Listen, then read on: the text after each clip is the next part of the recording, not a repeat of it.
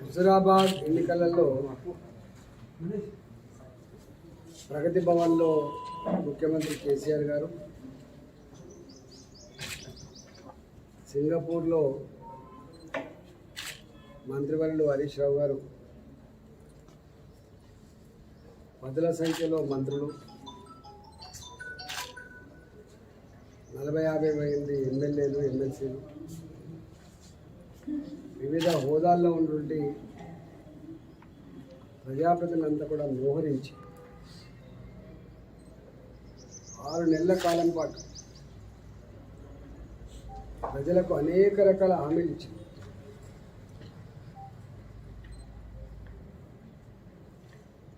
ఎవరు ఏది అడిగితే అది, అడిగిందే తడవుగా ప్రొసీడింగ్ కాపీ, డబ్బులు ఉన్నాయా లేవా, ఏ డిపార్ట్మెంట్ ఇవ్వాలి డబ్బు, ఏ డిపార్ట్మెంట్ పర్యవేక్షించాలి, అక్కడ భూమి ఉందా లేదా, ఆ భూమి ఏ డిపార్ట్మెంట్ది, ఇవన్నీ ఏమీ లేకుండా ముఖ్యమంత్రి గారు బ్లాంకెట్గా ఒకటే మాట చెప్పిందండి ఈ జిల్లా కలెక్టర్, మేము ఏది చెప్తే గది చేసి పెట్టండి,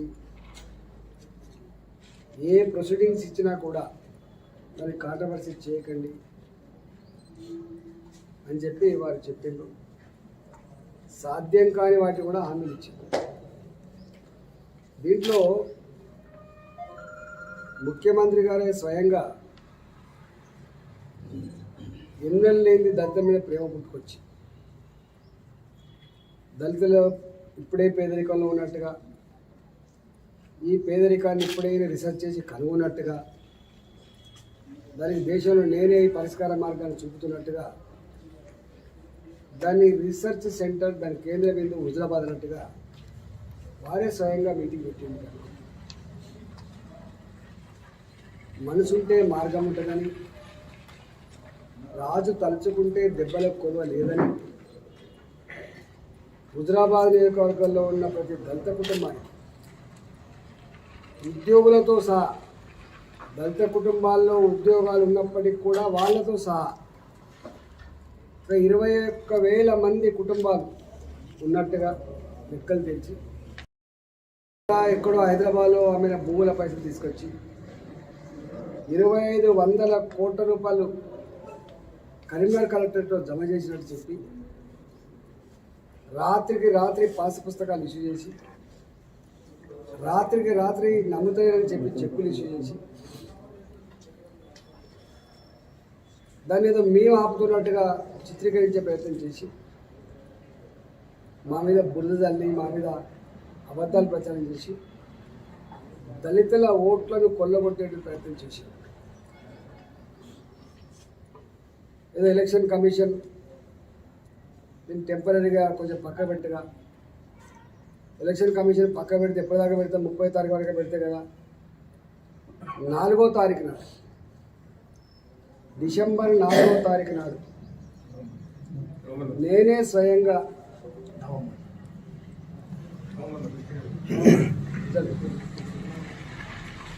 నవంబర్ 4వ తారీఖు నాడు నేనే స్వయంగా కృషి చేసుకొని దళిత బంధును అమలు చేస్తా,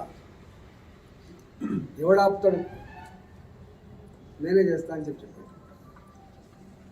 నవంబర్ 4వ తారీఖు పోయి ఫిబ్రవరి 8వ తారీఖు వచ్చింది కదా,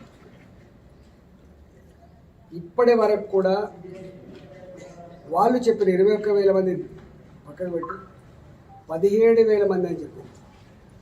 17,000 మందిలో ఇప్పటి వరకు పూర్తి స్థాయిలో దళిత బంధు అందుకున్న వాళ్ళ సంఖ్య వాళ్ళ లెక్క ప్రకారంగా 190 మంది.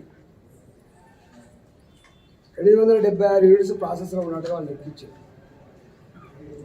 అంటే ఎక్కడి 17,000, ఎక్కడి 190 కుటుంబాలు, ఎక్కడి 876 యూనిట్ల ప్రాసెస్.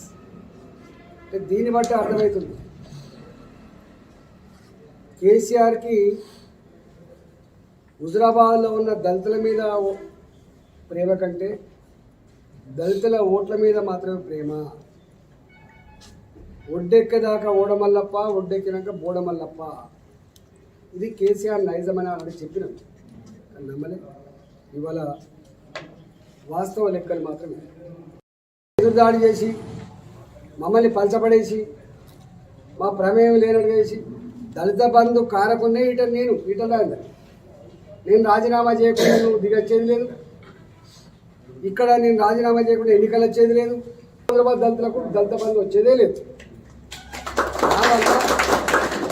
నా వల్ల ఈ స్కీమ్ వచ్చింది కాబట్టి ఇక్కడ ఒక దగ్గరనే అయితే ఇజ్జత పోతుందని చెప్పి ఇంకో 4 మండల యాడ్ చేసినారు కాబట్టి ఇవాళ మళ్ళీ ఆ రోజు చెప్పినావు 2 లక్షల రూపాయల మీద లెక్కే కాదు, 2 లక్షల కోట్ల రూపాయలు, 2 లక్షల కోట్ల రూపాయల మీద లెక్కే కాదని చెప్పినావు. వారి సొంతంగా మాటల్లో రాజు తలుచుకుంటే దెబ్బల కొయ్యలని చెప్పినావు. మరి ఒక్క హుజురాబాద్లోనే ఒక్క కాన్స్టిట్యున్సీలో 17,000 మందికి ఇవ్వడానికి గిన్నెలు పడితే ఇవాళ మీరు నియోజకవర్గానికి 100 చొప్పున, నియోజకవర్గానికి 100 కుటుంబాల చొప్పున కనుక నువ్వు ఇస్తే ఎన్ని సంవత్సరాలు పడుతుంది? ఆ రోజు మేము అడిగినాం 40 ఏళ్ళైనా కూడా ఈ స్కీమ్ పూర్తి స్థాయిలో అమలు కాదు అని. ఇప్పుడున్న ఆర్థిక పరిస్థితి సంవత్సరానికి 5,000 కోట్ల రూపాయల చొప్పున దళితుల కోసం కేటాయించినప్పటికి కూడా ఈ దళిత బంధు కోసం 40 సంవత్సరాలకు 5,000 రూపాయల చొప్పున 2 లక్షల కోట్ల రూపాయలు. ఈ 40 ఏళ్ళ వరకు రాముడేవుడు ఎవరుంటారు? ఈ ముఖ్యమంత్రి గారు 40 ఏళ్ళ కోసం పదవి కట్టబెట్టలే. ఈ ముఖ్యమంత్రి కోసము ఈ పార్టీకి ఈ ప్రభుత్వాన్ని ఇచ్చింది కేవలం 2023 డిసెంబర్ వరకే.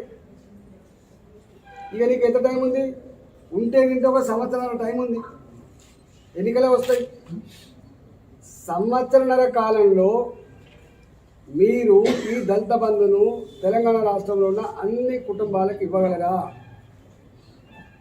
మోసం తప్పం కూడా కాదు, వంచన తప్పం కూడా కాదు. మంత్రులు అంటే మా మీద పిలుచుకోబడతారు, ఎమ్మెల్యేలు పిలుచుకోబడతారు, మా మీద బుద్ధి లేదంటారు, వీళ్ళకి తలకాయ పని చేస్తలే అంటారు, కురుస మనుషులు అంటారు మమ్మల్ని. మేము కురుస మనుషులమే, మేము జ్ఞానం లేనుండమే, మేము అవగాహన లేనుండమే. నువ్వు పెట్టితో చెప్పు. అయితే ఈ దళిత బంధు కూడా కనీసం ఎంత సంస్కారహీనంగా ఉందంటే ప్రోటోకాల్స్ ఉండే కొన్ని. నేను ఇక్కడ ఎమ్మెల్యేను, గెలిచిన ఎమ్మెల్యేను, మీరు ఇన్ని నీచమైన కుట్రలకు ఒడగట్టినా తిప్పి కొట్టి ధర్మాన్ని గెలిపించాలి, మా రాజధానిని గెలిపించుకోవాలి చెప్పి నన్ను గెలిపించి వాళ్ళ డబ్బుతో వచ్చిన ఈ పైసల్ని నీ కార్యకర్తలు నీ నాయకులు మా ఇంటికి వెళ్ళి ఇచ్చినాడు, మేము ఇచ్చినాడు, డబ్బాలు కొట్టుకొని డబ్బాలు తెచ్చుకునే పద్ధతి మంచి. ఇప్పటికైనా జ్ఞానోదయం తెచ్చుకొని ఇప్పటికైనా భూమి మీద నడిచి ప్రజల ప్రేమను పొందే ప్రయత్నం చేయండి. ప్రజలకు మంచి పని చేసి 4 ఓట్లు సంపాదించుకునే ప్రయత్నం చేయండి తప్ప ఈ కుట్రలు కుతంత్రాలు చేసే ప్రయత్నం చేయండి. ఇది నా వినమ్రంగా చేసే దళిత బంధు పట్ల విజ్ఞప్తి. ఒకవేళ ఇవన్నీ పాటించకపోతే ఏదో మొన్న దాకా ఎలక్షన్ నిబంధనలు అన్నారు, ఇవాళ కరోనా నిబంధనలు అన్నారు, మీకు ఇవన్నీ కలిసెత్తానే. మన ఆంధ్రలో చూసిండు, ఉద్యోగులు చేస్తే ఆపితే నేల ఈనిందా అన్నాడు మా ప్రజలు వచ్చింది. ఇవాళ ఎన్ని రోజులు అని చెప్పి పోలీసులను పెట్టి నువ్వు భయపెట్టిస్తావు, సోషల్ మీడియాలో మాట్లాడిన బెదిరిస్తావు, ఎక్కడైనా ఉపన్యాసం ఇచ్చిన బెదిరిస్తావు, ధర్నా పోతా అంటే ఇంకా ముందే అరెస్ట్ చేస్తావు, కేసులు పెడతా అని చెప్పి బెదిరిస్తావు. ఎన్ని రోజులు బెదిరిస్తావు? ఎంతమంది బెదిరిస్తావు? కట్టలు తెంచుకున్నాడు తెలంగాణ, దాన్ని ఆపగలిగే శక్తి ఎవరికి లేదు. ఇవాళ పోలీస్ ద్వారా, భయం ద్వారా, నీ అధికారం ద్వారా ఇవాళ నువ్వు కొంత తాత్కాలికంగా మంచుకున్నాడు కనపడుతుంది, కానీ ఇక్కడ లేదు. 100% ఇది దాని కేసు. రెండవది, ఎలక్షన్ డబుల్ బెడ్రూమ్లు కట్టలేదు ఇట్లా తెలంగాణలో. డబుల్ బెడ్రూమ్లు ఇవ్వాలని నోటిఫికేషన్ ఇచ్చారు. కట్టని జగన్ మరి ఎట్లా నోటిఫికేషన్ ఇచ్చినాం? ఎంత ఎంత నీచమని చూడండి. చివరి ప్రజలు ముందుకొచ్చి అరే కనబడతలేవా కళ్ళు, మీకు కళ్ళు దొబ్బినాయా? ఇంకా హుజరాబాద్ పో, సిరిసపల్లి రోడ్లో 5,000 ఇల్లు కట్టండి ఈటల గారు. నా సొంత పైసతో కట్టలే, గవర్నమెంట్ పైసతో కట్టలేదు, ప్రజల పైసతో కట్టలేదు. జమ్మిగుండలో కట్టినే చూసుకోపో, కమలాపూర్లో కట్టినే చూసుకోపో, ధర్మాలలో కట్టినే చూసుకోపో, ఇట్లా చెప్తున్నారు. గా ఇండ్ల కోసం నేను కలెక్టర్కి చెప్పిన, మొట్టమొదటగా ఇల్లు ఇవ్వవలసింది భర్తలు చనిపోయి చిన్నపిల్లలు వేసుకొని గుడిసెళ్లలో ప్లాస్టిక్ షీట్ల కింద 50 రూపాయల కిరాయిలకి మురికి కూపాలలో ఎవరైతే ఉంటారో వాళ్ళకి ఇవ్వాలని చెప్పి, మీరు లాటిల్ గిట్లు పనికిరావి. ఇలా 1000 మంది అప్లై చేసుకుంటారు. 1000 మందిలో అసలే ఇల్లు లేని వాళ్ళు ఉంటారు, ప్లాస్టిక్ షీట్ల కింద ఉన్న ఉంటారు, రేకుల షీట్ల కింద ఉన్న ఉంటారు, ఒకటే ఇల్లు ఉంటే దర్వాలు పొడుచుకొని అనామలు ఉన్న ఉంటారు. దాంట్లో రేకుల షెడ్లోకి వెళ్ళి రేకుల షెడ్ ఉన్న వాళ్ళు అప్లై చేసుకుంటే వచ్చిందనుకో, లేకపోతే ఇంతో కొంత ఆసన ఉన్న వాళ్ళకి వచ్చిందనుకో, అసలే రోడ్ల మీద ఎక్కడ లేదు బిడ్డ కానీ ఫుట్పాత్గా పడుతున్నాను వాళ్ళకి రాకపోతే లాంటిలో ఎట్లయితుంది? డిమాండ్ చేసినా మళ్ళీ వాళ్ళు డిమాండ్ చేస్తున్నా, 10 లక్షల రూపాయల మీద నీ కలెక్టర్ల పెత్తనం ఉండద్దు, 10 లక్షల రూపాయల మీద బ్యాంకుల పెత్తనం ఉండద్దు. 10 లక్షల రూపాయలు దళిత కుటుంబాలు ఏం చేసుకోవాలని చెప్పి వాళ్ళకి భావిస్తే, వాళ్ళకి అందుబాటులో ఉన్న అవగాహన ఉన్న అవసరం ఉన్న దాన్ని పెట్టుకుంటారు తప్ప, ఇవాళ దుఃఖం లేనివాడు బర్రెలు కొనుక్కున్నట్టుగా 4,50,000 రూపాయలు బర్రెలు 4 బర్రెలు ఇస్తున్నట్టుగా, 1,50,000 రూపాయలు షెడ్ కోసం ఇస్తున్నట్టుగా, 1,00,000 రూపాయలు ఫీడ్ కోసం ఇస్తున్నట్టుగా, మొత్తం 7 లక్షల రూపాయలు ఇస్తున్నట్టుగా చెప్తాం. దళిత కుటుంబాలకి దొడ్లు వేసుకోవడానికి షెడ్లు వేసుకోవడానికి జాగాలు ఉండవు. దళిత కుటుంబాలకి బర్రెలకు పచ్చిగడ్డి వేయడానికి జాగాలు ఉండవు, ఫెసిలిటీస్ ఉండవు వాళ్ళకి. ఈ బర్రెలు మళ్ళీ హర్యానా బర్రెలు, ఈ బర్రెలు ఇక్కడ ఈ బర్రెలు కాదు, నాటు బర్రెలు కాదు. వాళ్ళకి ఈ బర్రెలకు పాలు కూడా పిండడానికి కష్టమవుతుంది, మళ్ళీ బీహార్ వాళ్ళు వచ్చి పిండాలి పాలు. ఒక దళిత కుటుంబం 4 బర్రెలు తీసుకొచ్చుకోండి, ఎక్కడ బీహార్ నుంచి ఒక మనిషిని తెచ్చిపెట్టుకుంటారు, ఎక్కడ ఫీడ్ కొనుకొచ్చుకొని వేసుకుంటారు, ఎక్కడ పచ్చిగడ్డి తెచ్చుకుంటారు, ఎట్లయితుంది? అనేక దిక్కుల మాకస్తున్న సమాచారం మేరకి అక్కడ బాగానే ఇస్తున్నాయి బిడ్డ పాలు, ఇక్కడ రాగానే ఎండిపోతున్నాయి బిడ్డ అంటున్నారు. దుడ్డలు చచ్చిపోతున్నాయి, బర్రెలు చచ్చిపోతున్నాయి. అక్కడ 12 లీటర్లు ఇచ్చిన టెస్టింగ్ బర్రెలు ఇక్కడికి వచ్చిన 6 లీటర్లు ఇస్తున్నాయి, 7 లీటర్లు ఇస్తున్నాయి, 3 లీటర్లే ఇస్తున్నాయి అంటున్నారు. గడ్డి కూడా సరిపోతున్నాయి బిడ్డ అంటారు. అంటే కూలీ చేసుకొని, భార్యాభర్తలు కూలీ చేసుకొని, ఇంటిల్లి పాది కూలీ చేసుకొని టెన్షన్ లేకుండా బతికే కుటుంబంలో కళ్ళ ముందే దుడ్డు చచ్చిపోతే ఏడు మొదలైంది, బర్రె చచ్చిపోతే ఏడు మొదలైంది, పాలు ఎండిపోతే ఏడు మొదలైంది. అట్లా వాళ్ళ ప్రశాంతం లేకుండా అయిపోయింది. నేను ఒకటే ముఖ్యమంత్రి గారిని కోరుతున్నా, మీరు వాళ్ళ మీద ఇంపోజ్ చేయకండి, బలవంత పెట్టకండి. వాళ్ళు ఆటోలు కొనుక్కుంటారా, ట్రాక్టర్లు కొనుక్కుంటారా, హార్వెస్టర్లు కొనుక్కుంటారా, నాట్లేసే మిషన్లు కొనుక్కుంటారా, ఇటుక బట్టీలు పెట్టుకుంటారా, టెంట్ హౌస్ పెట్టుకుంటారా, వాళ్ళకి అందుబాటులో ఉన్నటువంటి బిజినెస్ చేసుకోవాలి తప్ప, వాటికి మీరు సహకరించాలి తప్ప, మీరు బలవంతపు ఈ స్కీముల వల్ల వాళ్ళు ఆశేటువంటి ఆస్కారం. నేను 4 డిమాండ్ చేస్తున్నా. ఈ పిల్లలు నేర్చుకొని దీనంగా బతికే ఇల్లు లేనటువంటి నిరుపేదలకు ఆడబిడ్డకి ఇవ్వాలి. నెంబర్ 2, గుడిసెల్లో ఉన్న వాళ్ళకు, అక్కడక్కడ జాగలలో వేసుకొని బతుకున్న వాళ్ళకి మిగిలిన తర్వాత మళ్ళీ మీరు ఇవ్వండి, బాధలేదు. సరిపోతే అందరికీ ఇవ్వండి, బాధలేదు.